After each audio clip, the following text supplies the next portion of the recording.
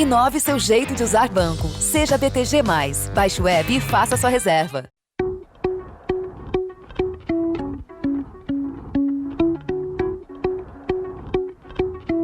Muito bem, está começando a partir de agora mais uma edição aqui do nosso Poder em Pauta. Quinzenalmente nós temos nossa tradicional conversa com os repórteres e setoristas em Brasília para falar sobre os poderes, poder judiciário, legislativo e executivo, a relação entre eles e, claro, os principais fatos e notícias que mexem com o rumo do país. Cumprimentá-los, primeiramente, Jussara Soares, já está aqui com a gente, vencedora do Prêmio Estadão de Jornalismo. Ninguém está sabendo, mas agora está sabendo, porque eu estou contando. Tudo bem, Jussara? Na categoria entrevista, você ganhou uns 212 prêmios. Parabéns. Obrigada. Oi, primeiro, né? E que bom estar aqui falando com vocês e obrigada aí por lembrar e contar aos nossos ouvintes desse prêmio. Foi muito legal, fiquei muito feliz aí de ter esse trabalho reconhecido num ano tão difícil, mas a gente conseguiu fazer bom jornalismo também. Muito bem. Cumprimentar também o Rafael Moraes Moura, que acompanha o Judiciário, o Supremo Tribunal Federal, numa semana bastante agitada antes do recesso. Tudo bem, Rafa? Como vai? Tudo certinho, Emanuel. Já estou um pouco melancólico, fim de ano, virada de ano, né? 2020 já vai deixando para trás, mas estamos aqui firmes e fortes.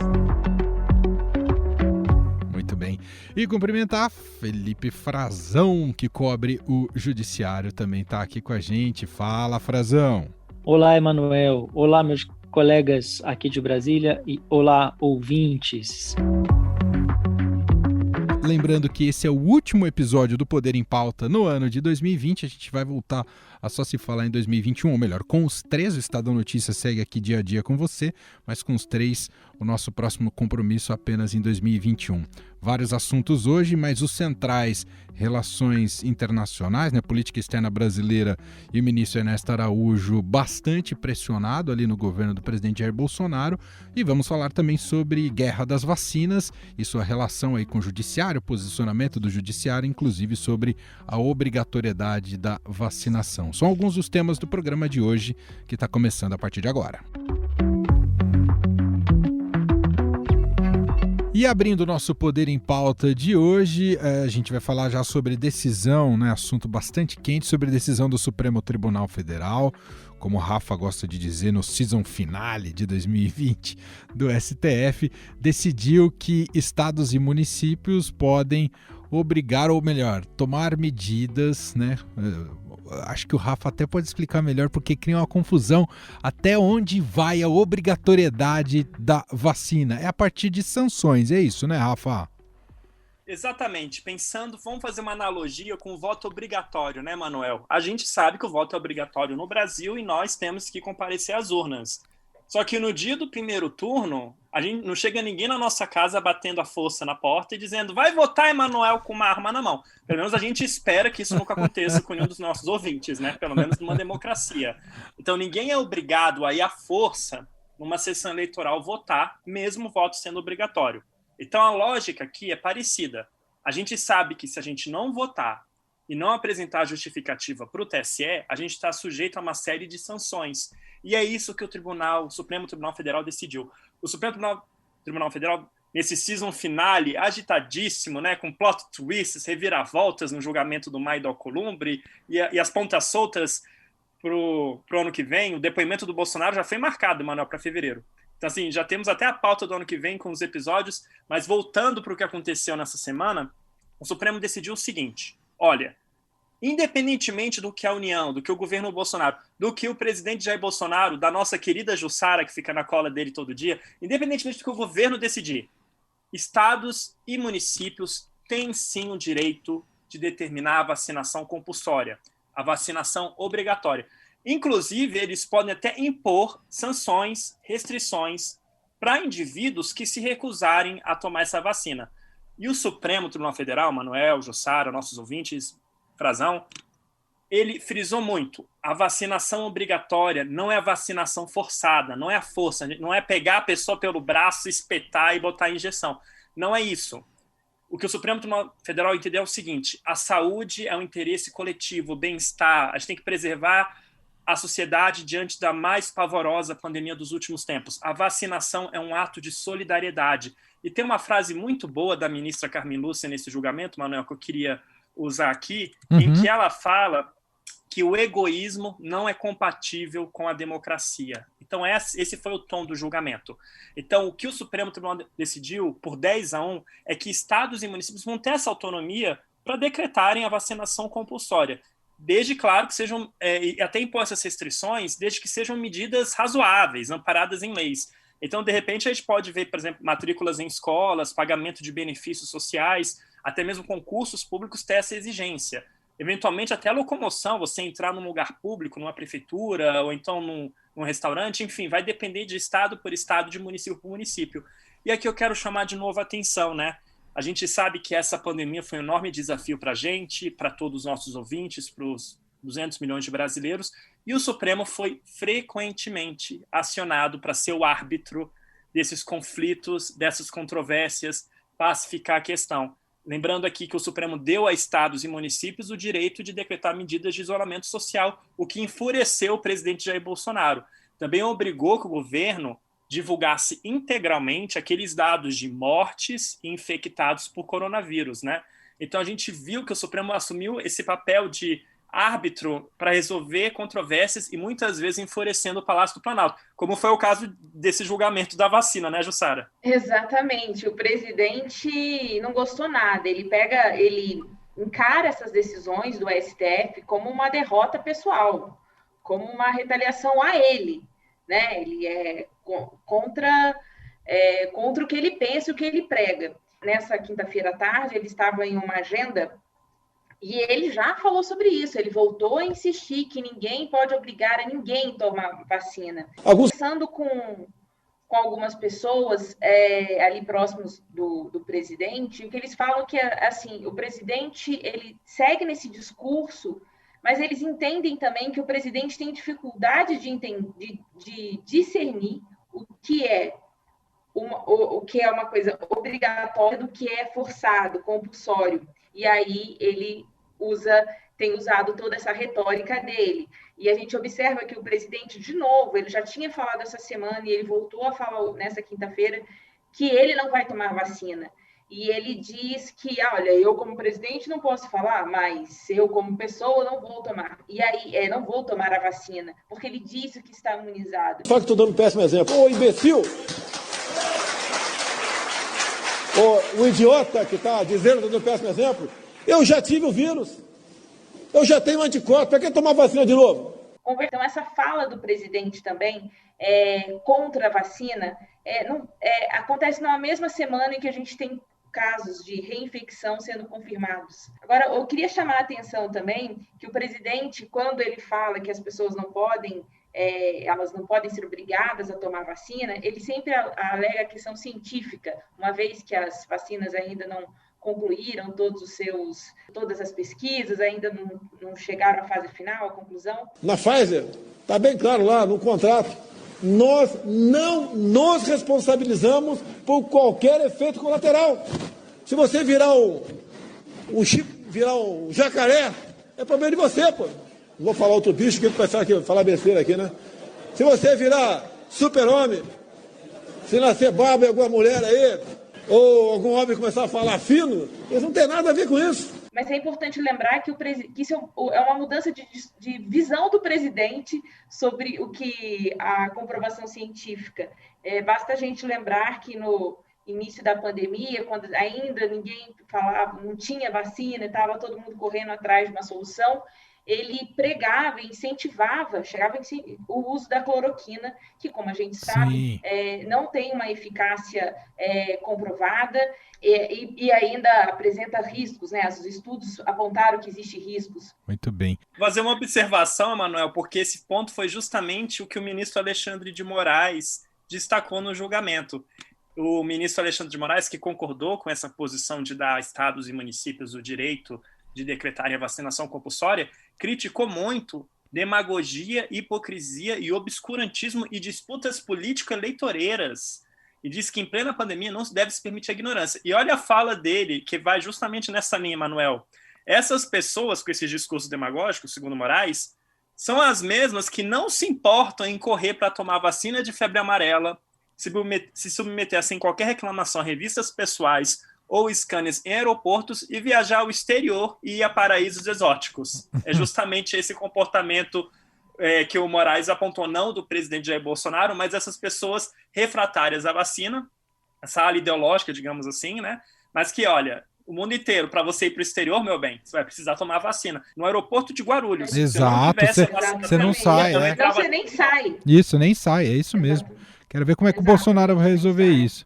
Ô Rafa, só antes da gente fechar esse tema aqui no nosso podcast, teve um 10-1. O que foi esse 1 aí, hein, Rafa? Me explica. Você tem algum chute? Quem você acha que é esse 1 aí?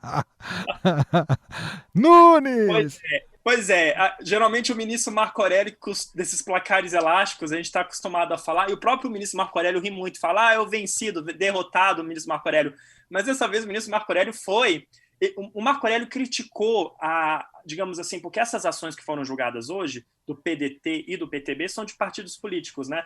E o ministro Marco Aurélio critica muito que os partidos políticos batem cada vez mais na porta da Suprema Corte para resolver questões de interesse público, quando, na visão dele, esses assuntos podiam ser resolvidos lá no parlamento. Mas hoje ele cedeu, concordou com todo mundo. Então esse 1, Manuel, e é importante a gente destacar isso, vem justamente do ministro Nunes Marques, que foi o ministro indicado à Suprema Corte pelo presidente Jair Bolsonaro, né? O único nome, neste momento, no Supremo, que foi indicado, escolhido por Bolsonaro, foi o ministro Nunes Marques. O Marco Aurélio, que eu citei antes, se aposenta em julho do ano que vem e vai abrir uma segunda vaga.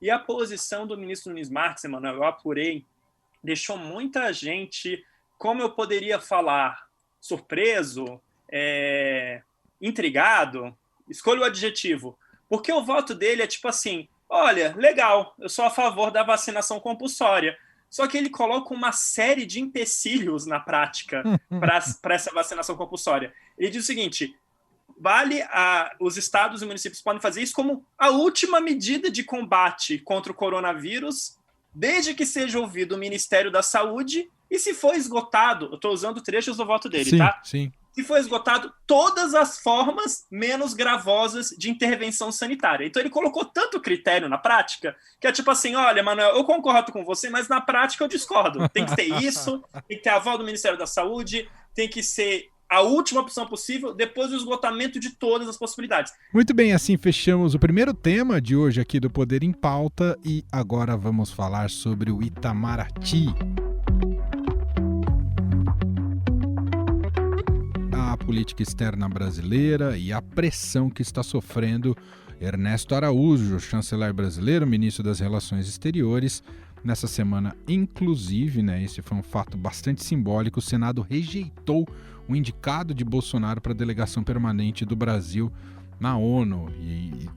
Foi um ambiente ali no Senado que o Frazão vai contar pra gente o que está acontecendo. Ele tá na marca do pênalti ou não tá, Frazão? Olha, se dependesse de um grupo bastante influente no lobby político, empresarial aqui de Brasília, ele já estaria com aquele pênalti do Roberto Baggio na Copa de 94. Os mais jovens não vão lembrar. Fora do estádio, fora praticamente. Do estádio. Sabe? Partiu, bateu, acabou! Acabou!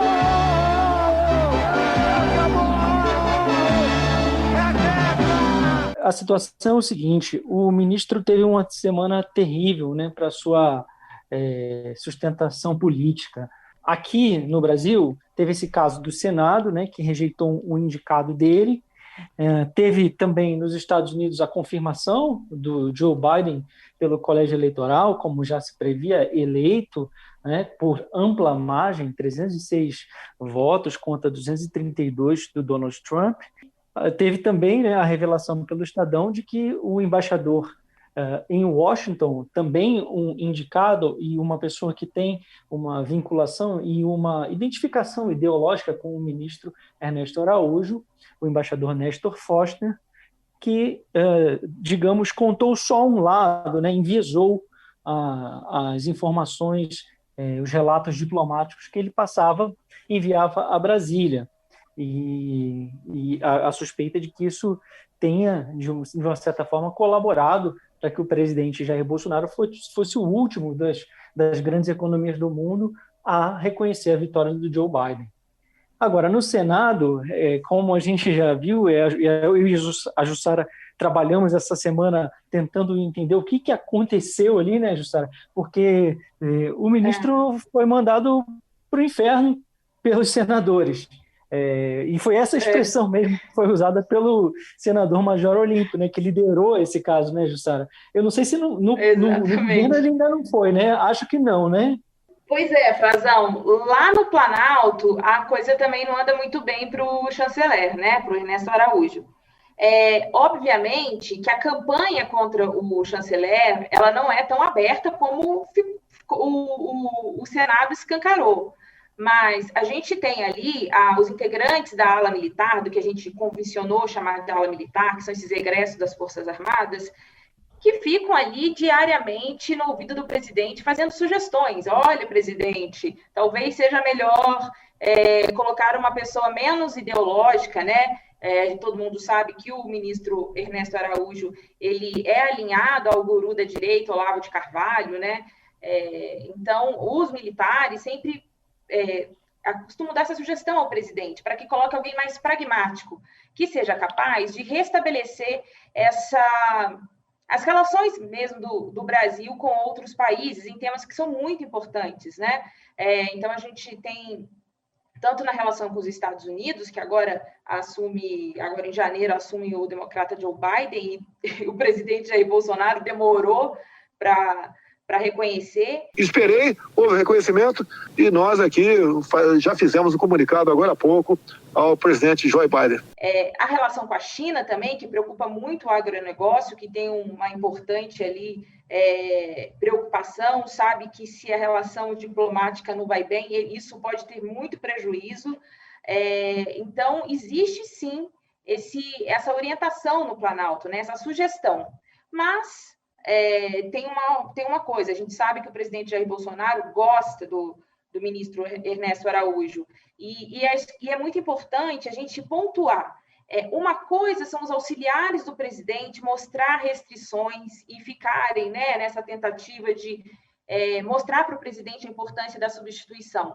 Mas daí o presidente aceitar essa sugestão ou estar inclinado a fazer uma substituição demora um tempo, né? E talvez possa não ocorrer. Então, acho que é importante a gente pontuar isso, da diferença entre o que querem os auxiliares do presidente, alguns, né, não todos, mas alguns, e o que o presidente realmente deseja. O que conversando ali nos bastidores do Planalto, o que eles me falam é o seguinte: o que vale para o Salles, vale também para o Ernesto. Embora as decisões desses dois ministros, o Salles, desculpa, é o ministro do Meio Ambiente, que também é muito contestado e também diversas vezes teve a demissão pedida. Então, o que os auxiliares diretos do presidente falam? Olha, esses dois ministros, embora muito criticados, eles têm o apoio do presidente e eles cumprem o que é o desejo do presidente. Então, uma coisa é falar, porque o ministro está fazendo errado, porque o ministro tem uma política. Aí o que as pessoas falam esses auxiliares não é o ministro, não são os dois ministros, é o próprio presidente, eles estão ali cumprindo ordens, né? Agora, outra coisa que é importante a gente lembrar, que o presidente tem uma piada, virou até piada dentro do governo, que é o seguinte: quanto mais o ministro apanha, mais tempo ele fica no governo. Então, nesse sentido, né, quando a gente faz matéria, vai perguntar, olha, e aí, o que está acontecendo?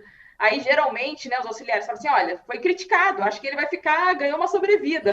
Mesmo as pessoas que estão ali penduradas, ali com cartão amarelo, acabam ganhando sobrevida, porque, como a gente sabe, o presidente se irrita muito com as críticas, né?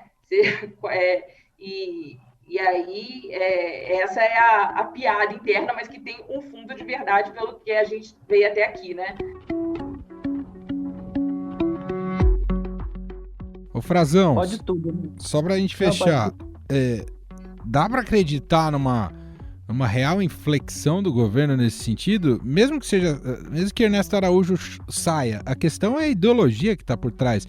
Se ela não altera, não muda muita coisa, né, Frazão?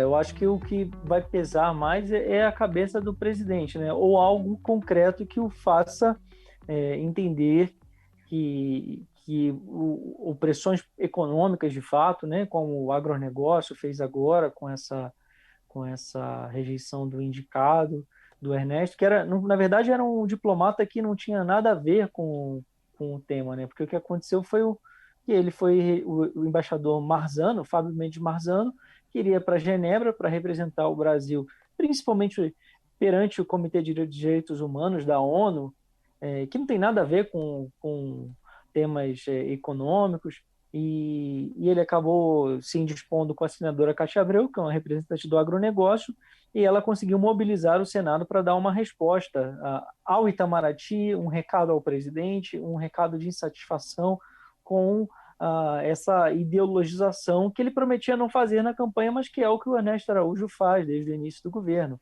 E o que tem sido dito, Manuel, que uma mudança precisaria de um aval do presidente, mas já houve algumas modulações, por exemplo, mudanças no que ele viu que não funcionava, na articulação política no início do governo, de não conversar com os partidos, ele trocou, abandonou isso. Quer dizer, eu acho que quando o presidente também se vê diretamente ameaçado, como no caso da articulação política, que ele via ali ameaças ao seu mandato, à continuidade do seu governo, e pode ser assim também com uma perda de apoio importante no mercado financeiro, na área econômica, que vê a China e outros países europeus como importantes aliados, pode ser que ele comece a se mover.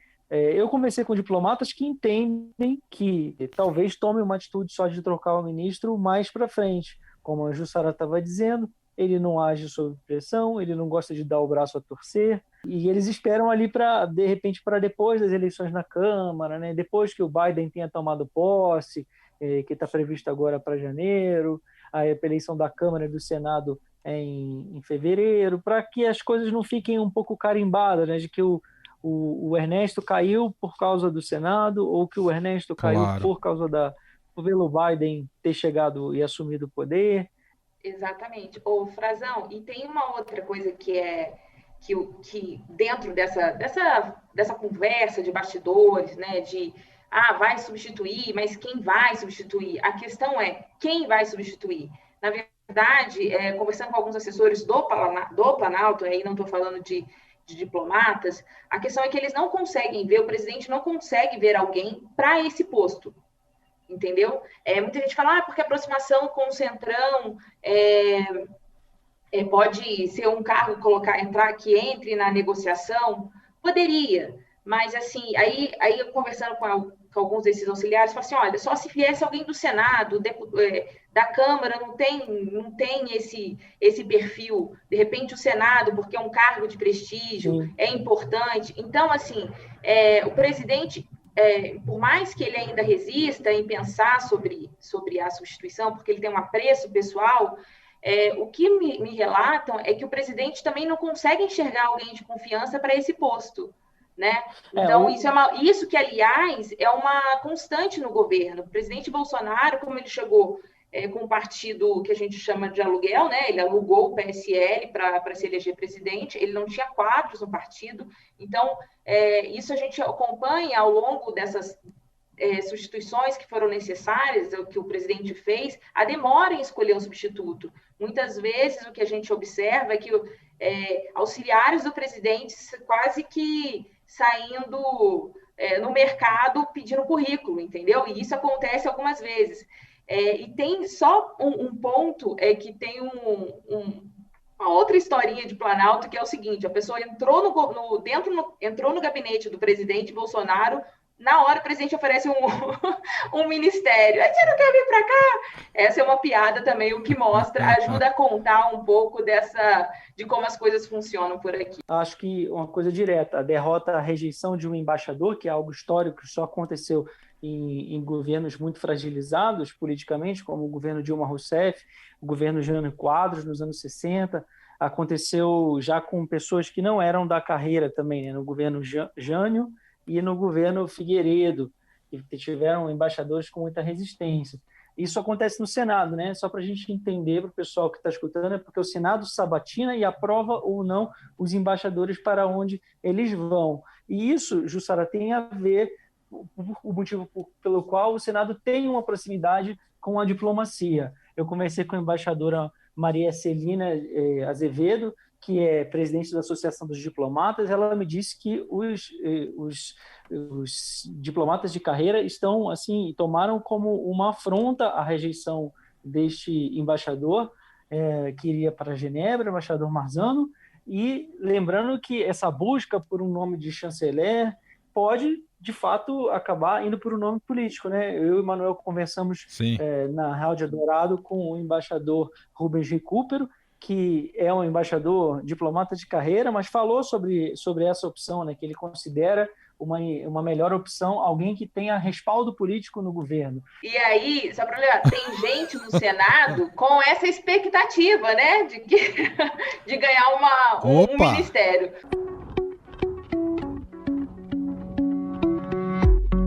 Muito bem, assim encerramos mais uma edição aqui do Poder em Pauta com os 3 repórteres setoristas diretamente de Brasília. Primeiramente, Rafael Moraes Moura, muito obrigado. E aquela diquinha final para a virada 2020-2021. Obrigado, Rafa. Perfeito. Emanuel, se me permite, eu queria agradecer o pessoal do primeiro prêmio de jornalismo inclusivo, que me deu um prêmio na edição online por uma matéria dos pronomes neutros, a vida cada vez mais visível deles, dos pronomes neutros, uma matéria bem bacana que a gente fez no Estado Online. Queria agradecer o pessoal da HBO, do Jornalistas e Companhia, pelo prêmio. E dica de filme a gente tem que ter, né, para fim de ano. Então a minha dica, gente, é pro Prime Video um filme chamado O Som do Silêncio, Sound of Metal em inglês. É um filme super cotado para o Oscar 2021 e ele conta a história de um baterista, Emanuel, que do nada perde a audição e tem que reinventar a própria vida e a própria carreira.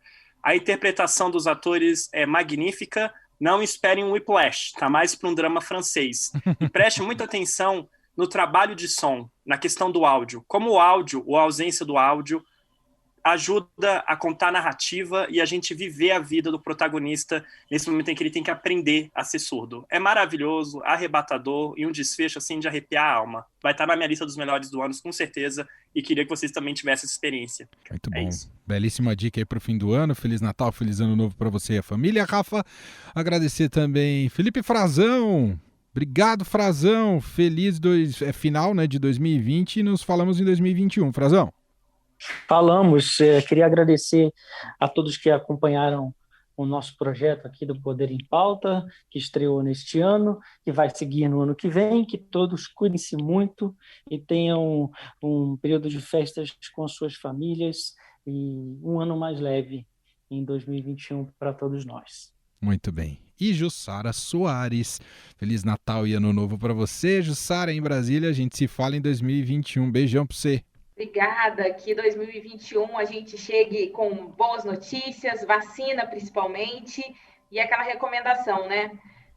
Vem festa de final de ano, mas é importante a gente, de repente, avaliar se não é a hora de deixar passar um Natal junto essa vez, para a gente conseguir se abraçar nos próximos anos. Verdade. Então, até essa vacina, cuidado redobrado, máscara, evite aglomeração, mantenha distanciamento, lave as mãos, álcool gel, tudo isso. Então, o que eu desejo é vacina em 2021 e que a gente continue se cuidando. É isso. Então, assim encerramos a edição de hoje aqui do Poder em Pauta, que volta no ano que vem. E, claro, continue acompanhando aqui todas as edições do Estadão Notícias. Estadão Notícias desta sexta-feira vai ficando por aqui. Contou com a apresentação minha, Emanuel Bonfim, produção de Gustavo Lopes e a montagem é de Moacir Biasi. Diretor de jornalismo do Grupo Estado, João Fábio Caminuto, e o nosso e-mail podcast@estadão.com. Um abraço para você, um excelente fim de semana e até mais. Estadão Notícias. Inove seu jeito de usar banco. Seja BTG+. Baixe o app e faça sua reserva.